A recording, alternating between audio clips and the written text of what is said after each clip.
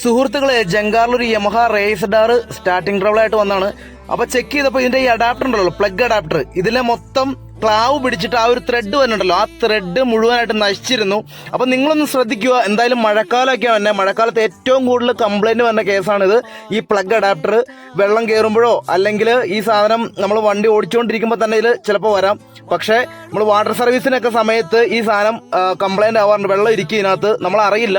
പക്ഷെ ഇങ്ങനെയുള്ള സിറ്റുവേഷനിൽ ജസ്റ്റ് ഒന്ന് ചെക്ക് ചെയ്യുമോ നിങ്ങൾ. ഇത്രയും അടിപൊളിയായിട്ട് ത്രെഡ് ഉള്ളതാണ് ശരിക്കും ഇതിൽ.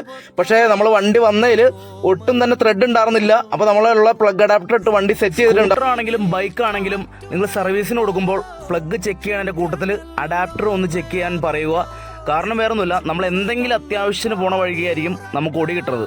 അപ്പോൾ ഇത് ചെറിയൊരു കാര്യമാണ് ഞാനിത് പറയണതെന്നറിയാം, പക്ഷേ നിങ്ങളിലേക്ക് ഇത് എത്തിക്കുക, അത് തന്നെയാണ് എൻ്റെ ഉദ്ദേശം. വീഡിയോ ഇഷ്ടപ്പെട്ടാൽ ഫോളോ ചെയ്യാൻ മറക്കരുത്. അടുത്ത വീഡിയോയിൽ കാണാം. ബൈ.